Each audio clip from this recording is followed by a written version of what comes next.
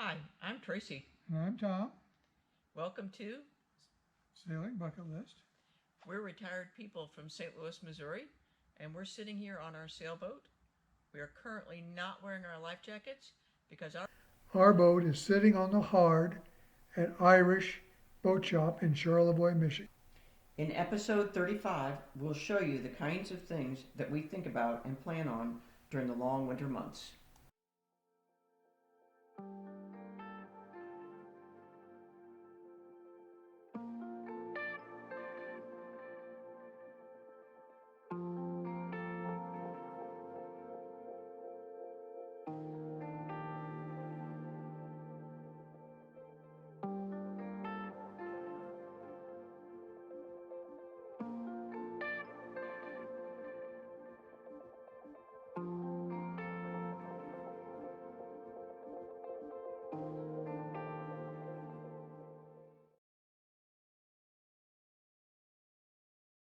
I'm going to step on board.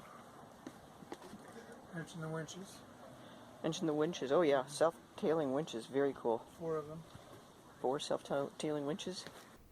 Winches are important on a sailboat because they control the sheets, which controls the sails. There's times when there's hundreds of pounds of load on those winches. Winches are marvels at multiplying pulling power on lines. A winch in good repair, not under a load, should turn easily by hand and make an audible click, click, click sound. Listen carefully for that sound.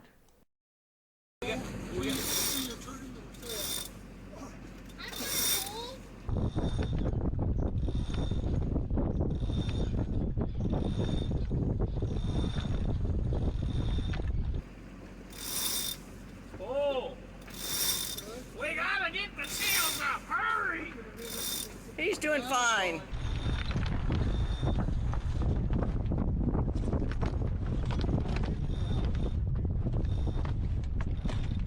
The problem is that when it comes to routine maintenance on a sailboat, winches are often overlooked for fear of what might be lurking inside. The sailor has a number of choices. They can ignore the problem, they can hire a marine mechanic, or they can attempt to do it themselves. On Bucket List, we lubricated our winches ourselves. We purchased a winch maintenance kit from Lewmar. It consisted of oil, grease, a brush, and circled there a pawl spring. A key step in lubricating the winch is replacing these springs. It turns out that disassembling a Lewmar winch involves unscrewing the very top plate. When this is done, you can basically disassemble the winch by just pulling components up. Here you see the spindle surrounded by the roller bearings. As each piece is removed, it is cleaned with a solvent and lightly lubricated with winch grease.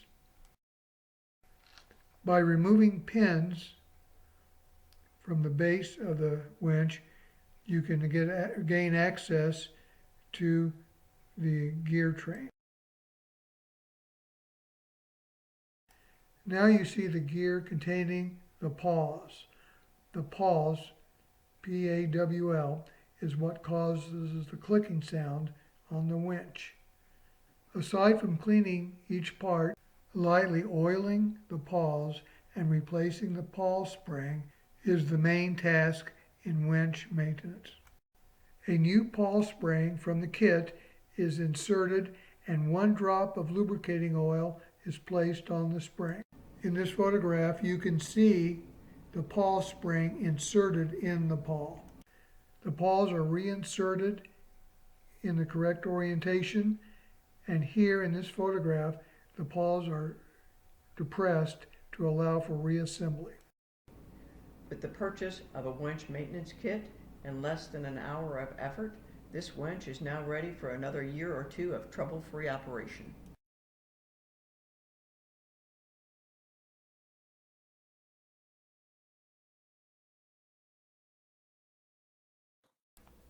The Raymarine chart plotter on Bucket List is one of 2 sources of navigation.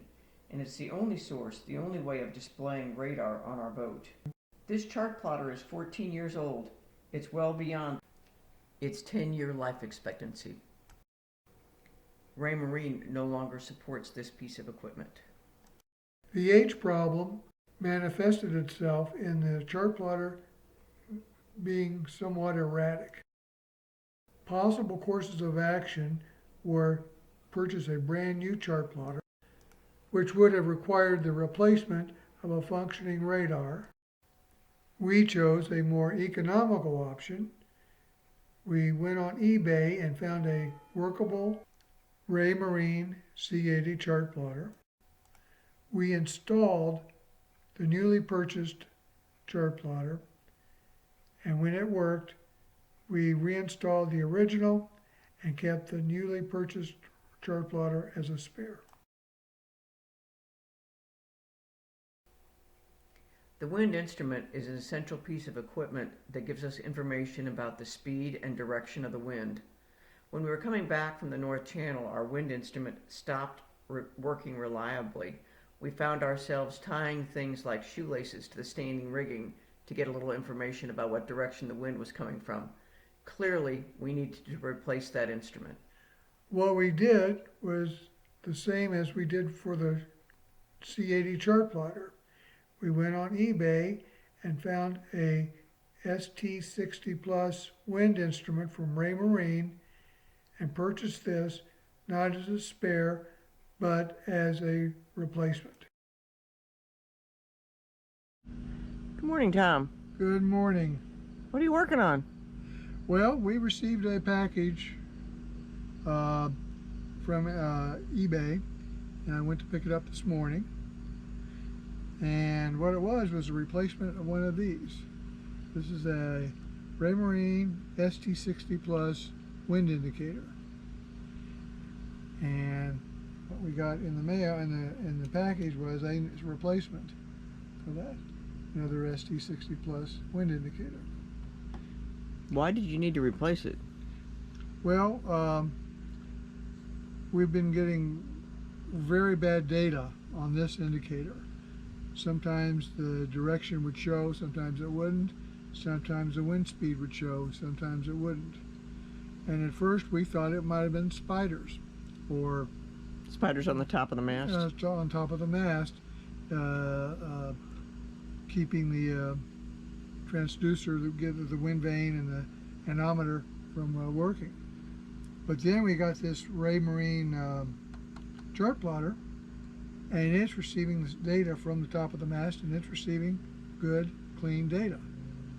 So that led us to believe that it's probably this instrument. And you can't just go to Raymarine and buy a new instrument?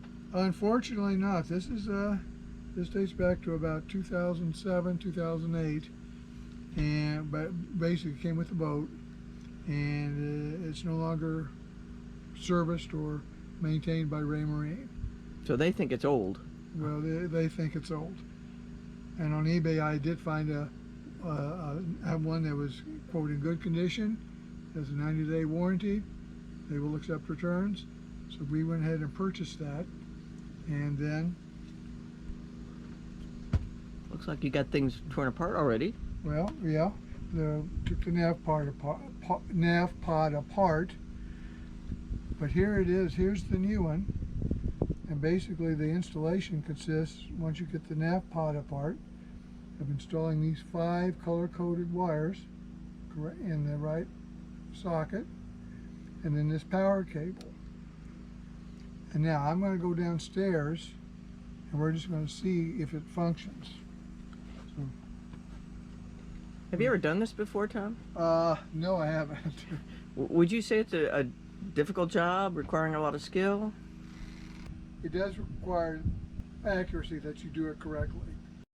So now the instruments are on, and now this looks like it's recording correctly. So At least it's moving around. it's moving around, and it's giving a wind speed. It gives a wind direction too. Well, in the wind direction. Now what I want to do, once I get this all back together, I want to turn on the chart plotter and see if the numbers on the chart plotter agree with the what this is telling us. And that should be about 15 minutes. All right. Good job. Well, Tom, it looks like you got your new to you instrument in. Well, it is in, and it's reading, but now the question is it reading correctly? And the only way I know to do that is you have this new chart plotter. So I'm going to try to turn it on. Okay, this says the wind is 215, so it's about like this. And it's 6.4 knots. This is saying 6.3 knots. Very good. It certainly is giving you information. Now it says 245. 245 would be about like that.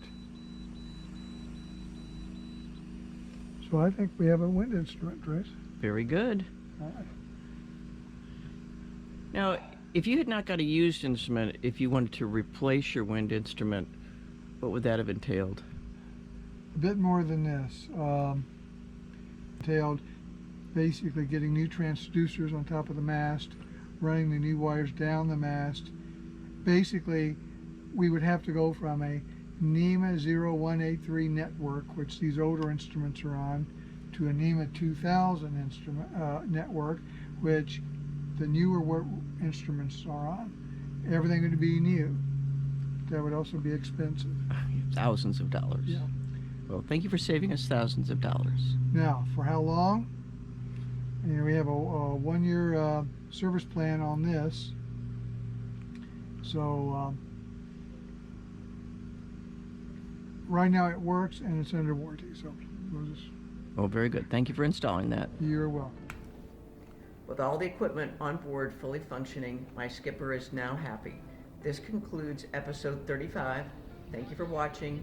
Be sure to subscribe if you have not done so, and set your notifications so you're notified when we do our next episode.